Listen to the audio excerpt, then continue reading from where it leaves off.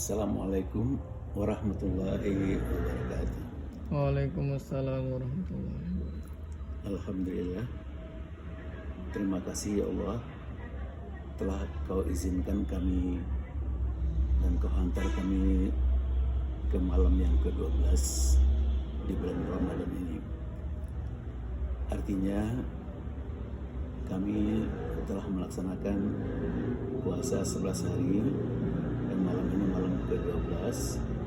Setiap malam kami sholat tarawih dan setiap sholat tarawih kami menamatkan satu juz.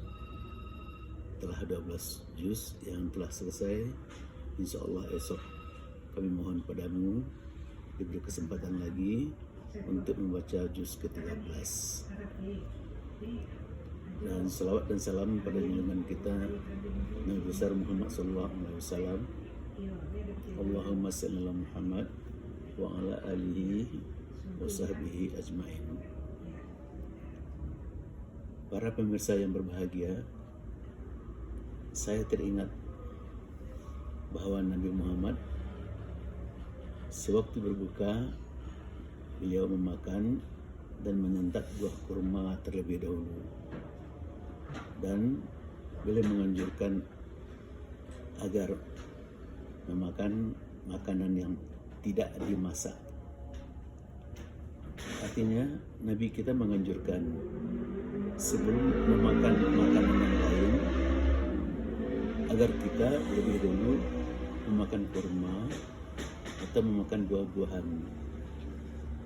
Kita tahu semua bahwa kurma memang istimewa, yang tumbuh di padang pasir yang tandus, di atas bukit bebatuan, di tempat pasir, dan tanahnya tidak mengandung air.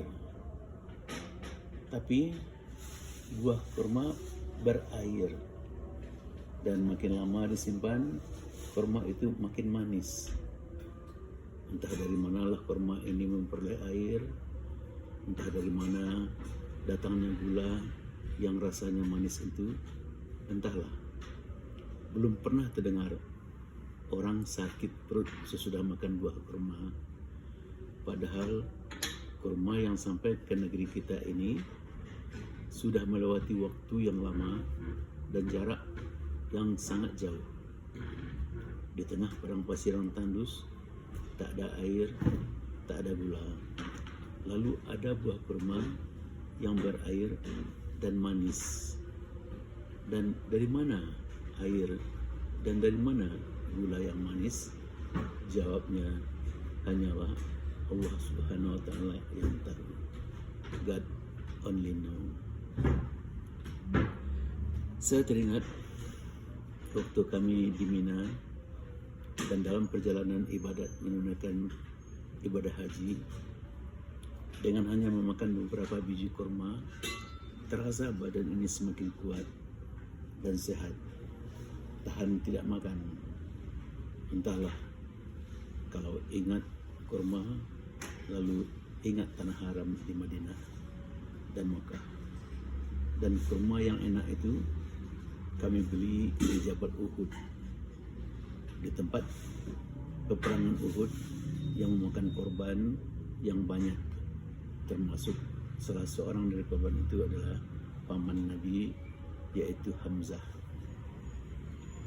Banyak keistimewaan kurma yang saya lihat, yang saya rasakan, dan yang saya nikmati, baik waktu di tanah suci maupun ketika telah kembali ke tanah air.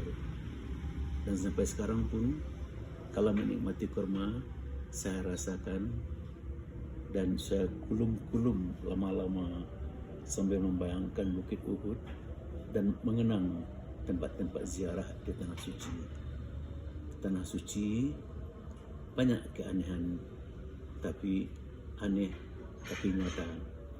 Di tanah suci banyak ditemukan hal-hal yang tak termakan oleh akal dan hal-hal yang menarik hati, sehingga kita semakin dekat dengan Ilahi.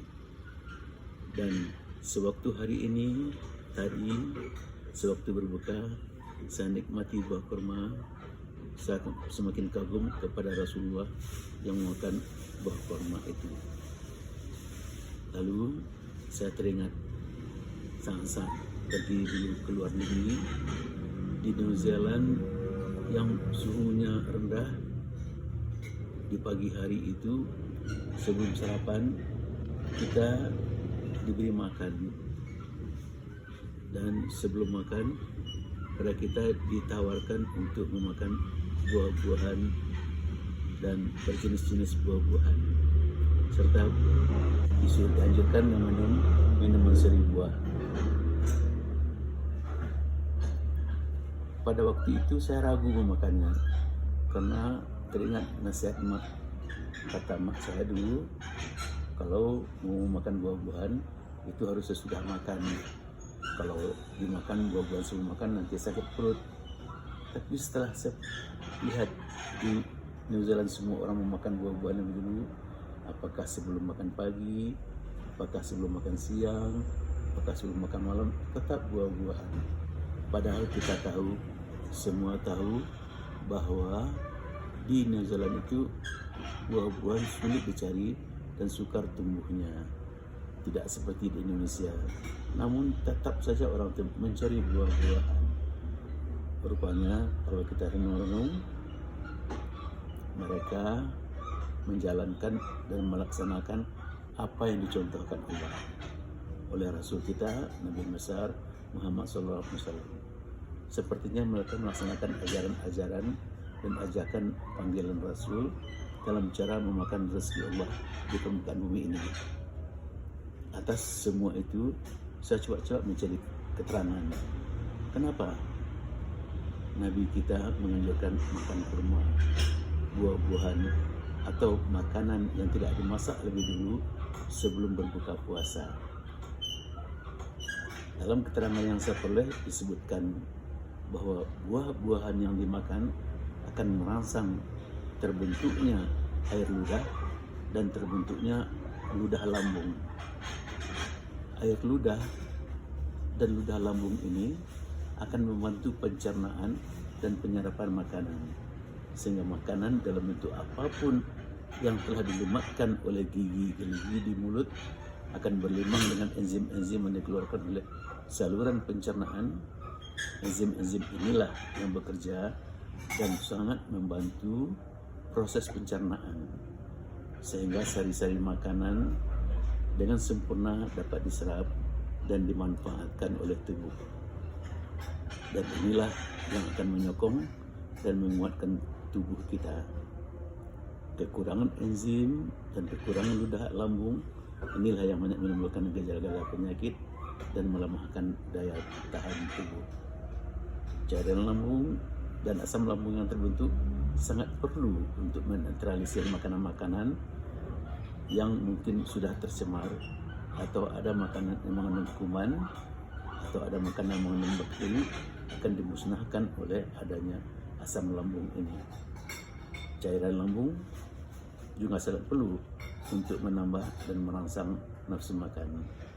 Sekarang kita baru tahu, mengerti, ternyata apa yang dicontohkan oleh Nabi Muhammad 14 abad yang lalu ternyata sangat baik dan perlu untuk kesehatan manusia, sehingga kita semakin percaya dan saya semakin kagum akan kelebihan dan keunggulan Rasul kita dan ajaran agama kita. Cuma dalam prakteknya saya lihat di tengah masyarakat adalah justru membuat buah-buahan, olah, sano, sedangkan buah-buahan jarang dimakan.